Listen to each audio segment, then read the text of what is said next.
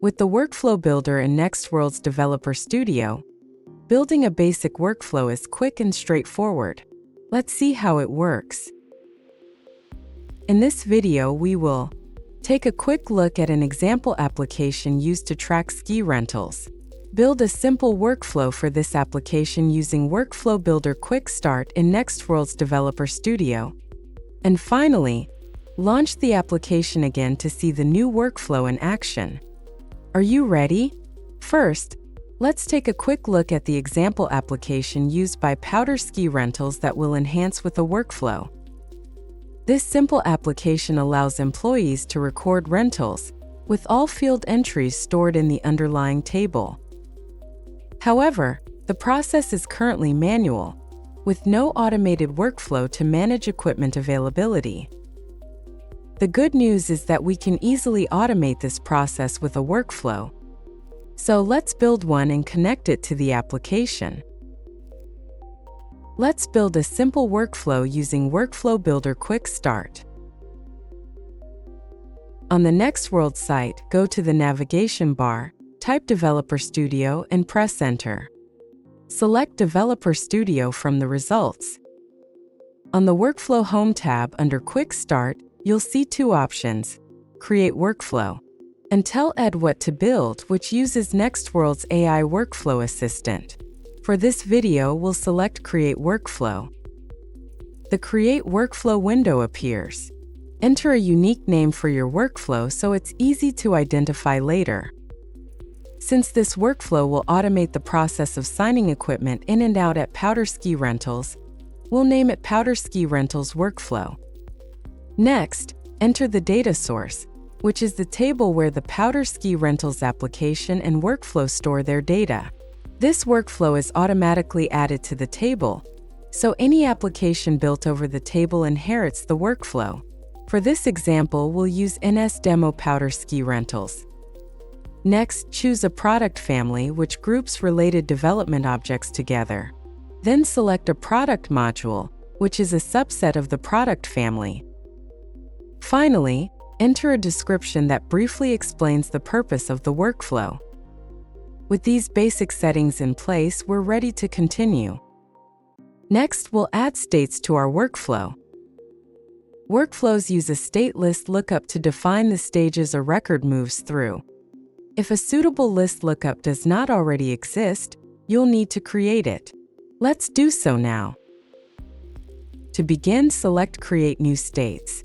Under Name, enter a unique name for the workflow state list lookup used by this application. For this example, we'll enter Powder Ski Rentals workflow states. The first state, New, appears automatically. This state kicks off the workflow. Next, select Add Row to create another state. Since this application tracks ski rentals, we'll create a state called Available. Enter Available as the description. Select a matching lookup icon to give the state some visual personality, and change the text color to green to indicate that the equipment is ready to rent. Now select Add Row again to create a third state, Check Out. Enter the same description, select a matching lookup icon, and change the text color to red to show that the equipment is currently rented and unavailable. Now that our workflow states are in place, let's select Continue. Next, we'll select state types to pair with our workflow states. State types define the role a state plays within a workflow and how it behaves. To begin, select Use Existing State Types. For this workflow, we'll use the existing state type list lookup provided by Nextworld. Under List Lookup Name, select the list that contains the state types you want to use. In this case, we'll select Workflow State Types. Since this list already includes the state types we need, we can simply select Continue. The Quick Start window closes, and we are taken to a full view of our newly created workflow, NS Demo Powder Ski Rentals Workflow. Here you can see all of the settings we entered during the Quick Start process. Below the header section, select Transitions. Then choose Add Transition. When the window appears, leave the type set to standard. Under From State, select New, and under From State Type, select Initial.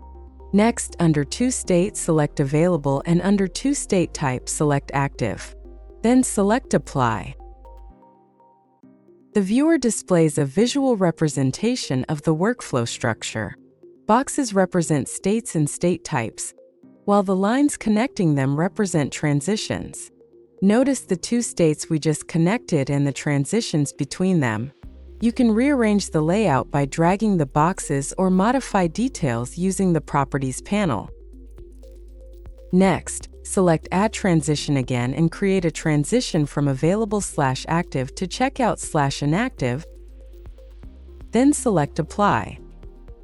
To complete the rental cycle, we need one final transition.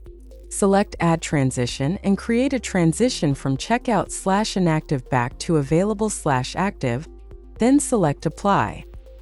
Notice in the viewer that the transition arrow moves in both directions between Available and Checkout, allowing equipment to be checked out and returned smoothly. Time for a quick pro tip.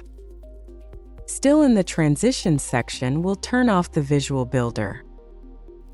Let's make our application's Form Action button display a custom name instead of the default label. When the application launches, the default label on Checkout displays Transition to Checkout. When we create a custom label instead, it simply displays Checkout. In this example, we created a data item of the type Label that displays Checkout, and now we'll add it to this Transitions action label. When we launch the application, you will see it in action. Once we're satisfied with the workflow, there are two final steps. First, select Active.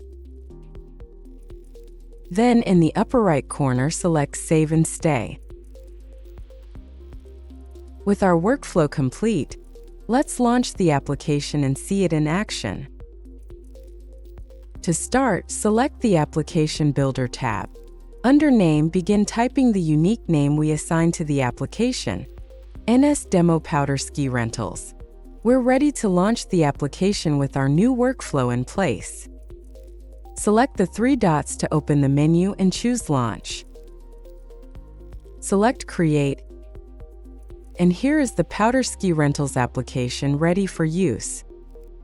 At first glance, it looks the same as before. The difference is that our new workflow is now linked to the underlying table, allowing the application to manage equipment check-in and check-out easily. When new equipment is added to the inventory, the employee completes the required fields and selects Save and Stay. The workflow states and state types are available from the Actions drop-down menu and can be applied to individual records.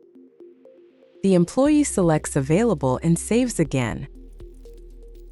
When a customer rents these skis, the employee selects Actions once more, then Checkout, and finally, Save and Stay.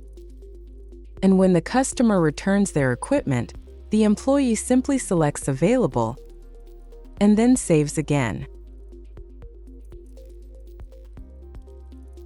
In this video, we took a quick look at an example application used to track ski rentals, built a simple workflow for this application using Workflow Builder Quick Start in Nextworld's Developer Studio, and finally launched the application again to see the new workflow in action. You've now seen how to quickly build and activate a workflow using Workflow Builder Quick Start in Nextworld's Developer Studio. With just a few steps, you can automate processes and bring greater efficiency to your applications.